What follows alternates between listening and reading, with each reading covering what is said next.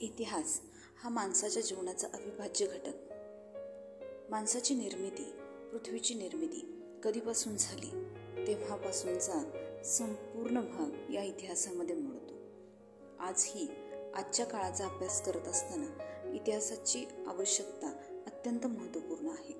प्रत्येक व्यक्तीला, प्रत्येक घटकाला इतिहास असतो आणि त्यानुसारच आपण भविष्यकाळाची पावलं चढत असतो.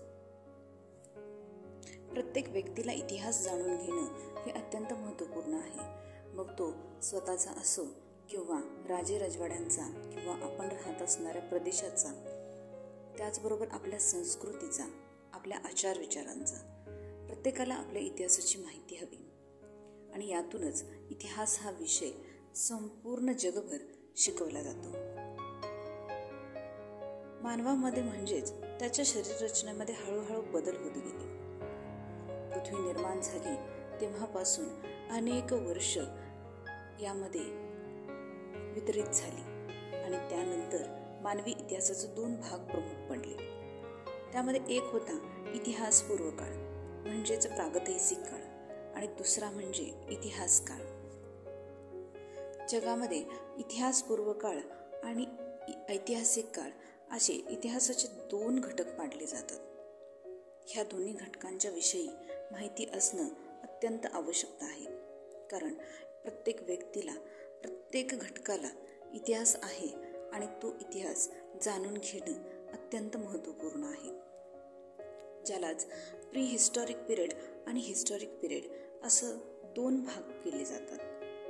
कालक्रमानुसार प्राचीन, मध्ययुगीन आणि आधुनिक असं इतिहासाचे विभाग केले जातात.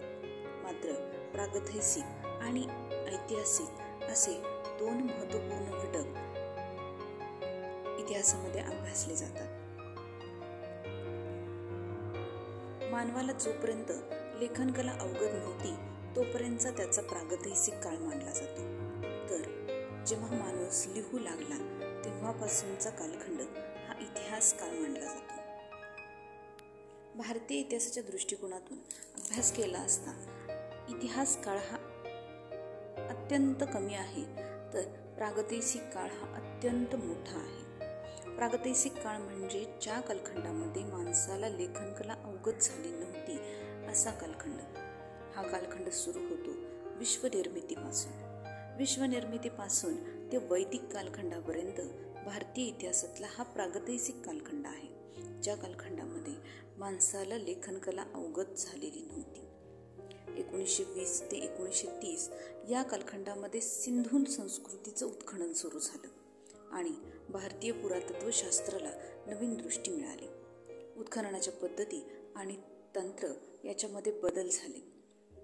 मानवी इतिहास, भारतीयांचा इतिहास अत्यंत वैभवशाली, गौरवशाली असणारा हा इतिहास इसवी पूर्व 2750 पर्यंत गेला.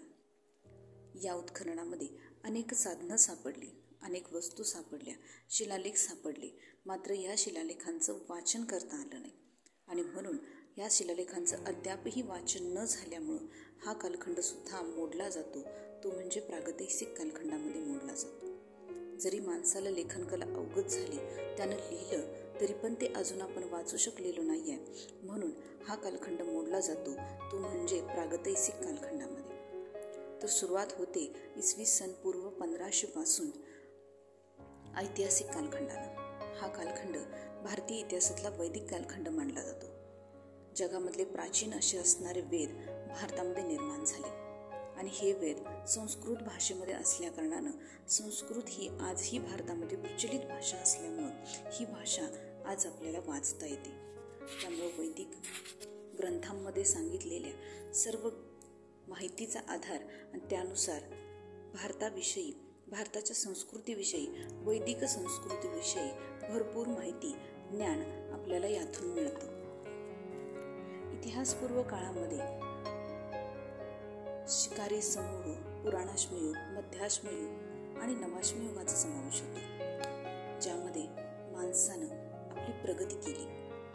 रानटी अवस्थेपासून ते नवाश्मयुगापर्यंत म्हणजे शेतीच्या आणि चाकाच्या शोधापर्यंत त्यानं आपली प्रगती यामध्ये नोंदवली.